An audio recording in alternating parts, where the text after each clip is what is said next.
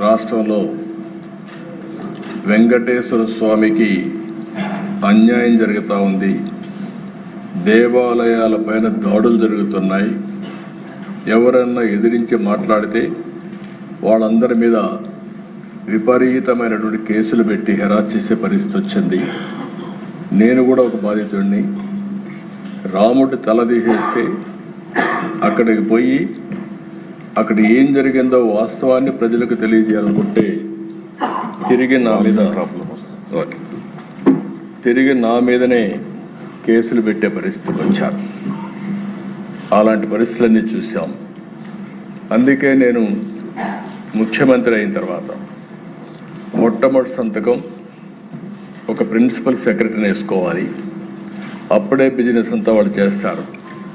అది వేసిన తర్వాత రెండో సంతకం తిరుమల తిరుపతి దేవస్థానం ప్రక్షాళన కోసం ఈవోని నామినేట్ చేశాను.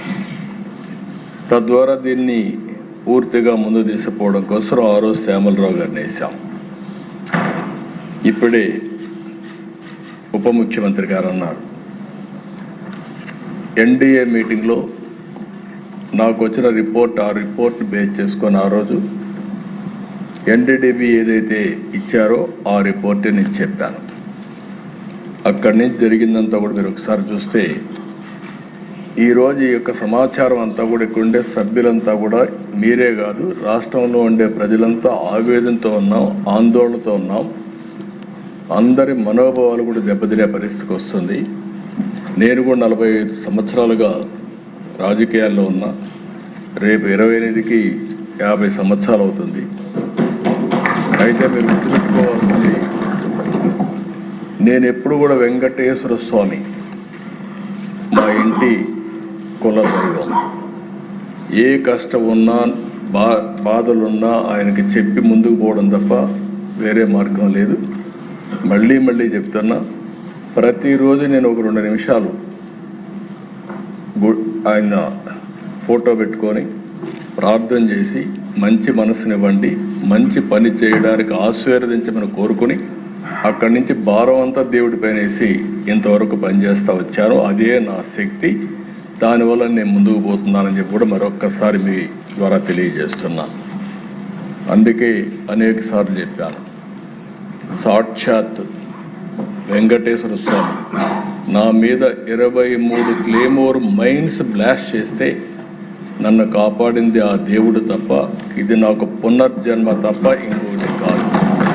అలాంటి నా జీవితంలో మీరు చూస్తే ఎప్పుడు కూడా వెంకటేశ్వర స్వామికి దగ్గరలో నేనున్నా. ఎంతో మా దగ్గరికి వచ్చి ఉద్యోగాలు కానీ షాపులు కానీ అక్కడ ఇంకోటి చేయాలంటే ఎప్పుడు నేను ఇల్లు కాలేదు.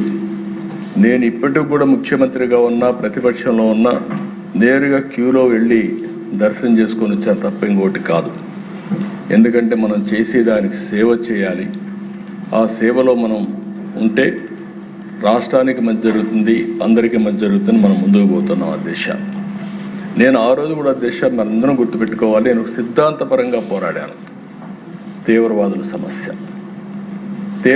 సమస్యలో నేనేం పెట్టుకోవాల్సిన పని లేదు. నేను ఒక సిద్ధాంతపరంగా ఇది జరగదు, దీంతో రాష్ట్రం దేశం నష్టపోతుంది కాబట్టి మీరు కూడా మెయిన్ స్ట్రీమ్ లేక రమ్మంటే వారు రాలేదనే ఉద్దేశంతో ఆ రోజు రాష్ట్రంలో ఉండే ప్రత్యేకమైన పరిస్థితులపైన పోరాడాం. కడాన నా మీద వాళ్ళు ఇచ్చేసే పరిస్థితి ఇచ్చారు. నేను ఆ రోజు ఏదైతే చెప్పానో ఈరోజు తుది దశకు కూడా తీవ్రవాద సమస్య చేరే పరిస్థితి వచ్చింది. అంటే నిన్న మనం చూస్తూ ఉంటే టాప్ లీడర్స్ అందరూ కూడా సరెండర్ అయ్యే పరిస్థితికి వచ్చారు. దేశంలో కేంద్ర ప్రభుత్వం చొరవతో ఈ యొక్క నక్సలిజం కూడా మార్చి లోపల ఎక్కడా లేని పరిస్థితి వస్తుంది. అయితే అధ్యక్ష, ఇక్కడ ఒకసారి మీరు చూడాల్సింది, రాష్ట్ర ప్రజానీకం కూడా ఇప్పుడే ఆవేదన మీరు తెలియజేశారు. అందులో ఉండే కుట్రపూరితమైనటువంటి చర్యలు కూడా మనం గుర్తుపెట్టుకోవాలి. నేను ఒక లడ్డు విషయమే నేను మాట్లాడడం లేదు. ఈ రాష్ట్రంలో బ్రిటిష్ వాళ్ళు పరిపాలించినప్పుడు కూడా వెంకటేశ్వర స్వామి జోలికి రాలేదు.